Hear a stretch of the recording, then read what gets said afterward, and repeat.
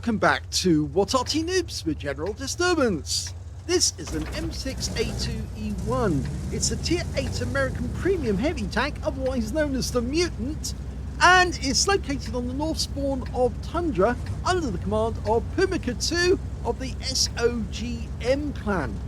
Now this tank has a 105mm main gun, capable of doing 320 alpha, and with standard AP it's got 204mm of pen. With the APCR it can do 245mm of pen, and with the HE rounds it can actually do 420 alpha, and it's got 53mm of pen. So there are some tanks in this game. It's a tier 9 game with tier 7 tanks in it.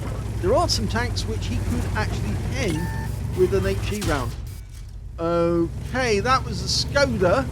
He only fired one shell in. He tried to go for the engine bay. You can see it's a hole on the side. Ow! Now that hurt. And he fires one back at the Black Prince. Unfortunately, the Scorpion managed to get a shell in, and I think we can see where it went. Right for the engine bay. Trying to get it into the engine to slow him down, but of course it didn't work. Okay, so there's a Super Hellcat up ahead. He's sticking with the standard AP. He could probably penetrate that guy with an HE round all the same. Now basically the Mutant was an abortion, you might say, of a T20, an M6 hull with a T29 turret. Not quite, it's something very similar. It's got very heavy armour on the front, but it was another way of trying to use the M6, because the M6 wasn't a good tank. Now they developed the M6A2E1 in 1944. It never saw mass production, and it had basically an effective armour of 24 centimetres on the front. There was 40 vehicles which were M6s in 3 different mods, and because it was not considered a good tank, they weren't going to put it into mass production, and they needed to have something that they could put up against the German tanks. SU-152, nice shot, it's a high roll. But of course, they couldn't send in the M6 even with a 90mm gun. So what they decided to do was fit a 105mm gun. And of course, the T29 was the only one that had that particular turret. So what they were thinking about was going for the... Nice. Oh, the Scorpion hits us again for a big hit. And this time round, we did get Amaract. Well, didn't get that one. Would block the shot from the Scorpion. Can you get one into this Nomad? Can't see the outline. Tries one blind. And the Nomad hits us again. Where did that one go? Oh, we can see it went to the side of the turret. The cheeks. And now we've got a Skoda, the same Skoda as earlier in the game, and he gets one round in, but it doesn't do much damage, only 269 low roll. And get another one in. Yep, that's the side of the turret, and gets a high roll this time, and he's now one shot. The Nomad's decided to come down from his hidden position, and I think that's going to make him vulnerable. There he is. Yep, nice shot, another high roll. So what they did is they built 2 Mutants, 2 M6A2E1s, and 20 others were slated to be converted, and 15 were planned. All the Scorpions come down. We blocked one of the shots. We should be able to take out this guy with an HE round. In fact, we're loading HE now. Yep, he gets that one in as well. We're blocking shots. You can see the heavy armour at the front of the vehicle is really good at blocking shots, except when the enemy's sniping. And there goes the Scorpion. Somebody is in the cap, and from the look of it on the minimap, it's probably that sharp Shure 4. We can take out the Skoda. Unless, of course, the AE phase 1 just around the corner gets him. Yep, we get him. So that's 3 kills now for Pumicka. Okay, we're headed for the cap. The scores are even. We've got to get to the cap because we've only got a Scorpion and a T103 up in the north try and get a reset. And if the guy hides behind the rock, it'll make it very difficult for them to shoot at him. Okay, we've got a super Pershing. Bounce the first round off him. He bounces off us. We're tougher than he is on the front of the armor, even though he's got extra armor. We're going through the side, gets a high roll for 325. He gets us in the tracks. Now we can take him out with one clean shot. Yep, nice. Went through the side again with the 105mm round. Oh, there goes the A phase one. Okay, there's only 3 left on the enemy team. A T54E1, and no, they've just lost one of their players, the AMX5100. So that means they've only got a Barask and the T54E1. The Sharpview 2-4 went down. Fall back from there. Okay, he's trying to say get back because the Barask is still there. And he's backing up, but he's side. Oh, he took a round in the tracks with the Barask. You don't want to tangle with the Barask because, of course, he can lose 720 alpha with 2 shots. And now we've got the T54E1 up in the north going after our Scorpion. So we've got to cross this gap, and that's going to give the Barask a free shot into us. So we've got to race across as fast as we can.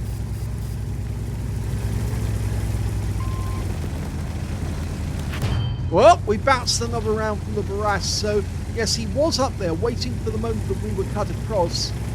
You can see where the round hit. It actually hit the turret, so he got it wrong.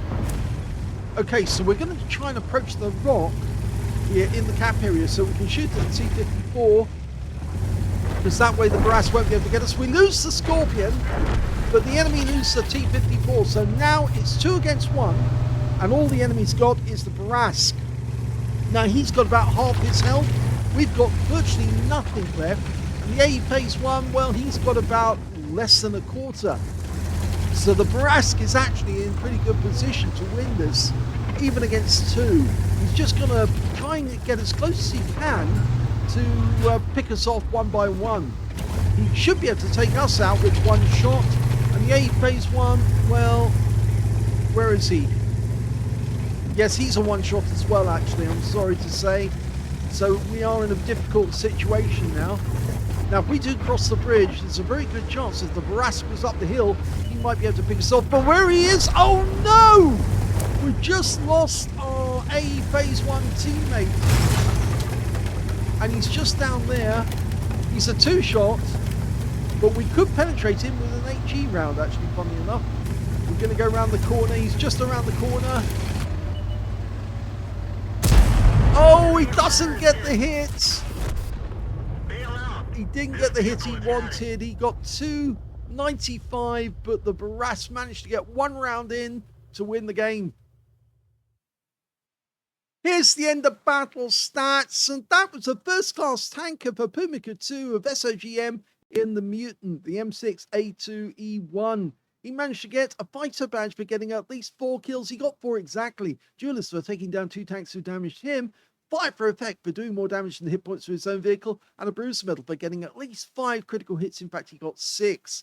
He also picked up a cool headed for blocking 10 or more ricochets, non-penetrating shots in a row, as well as a high caliber for dealing the most damage in this game overall. And his win rate in the game was 10,407, which is more than Super Unicum. It's a lot more.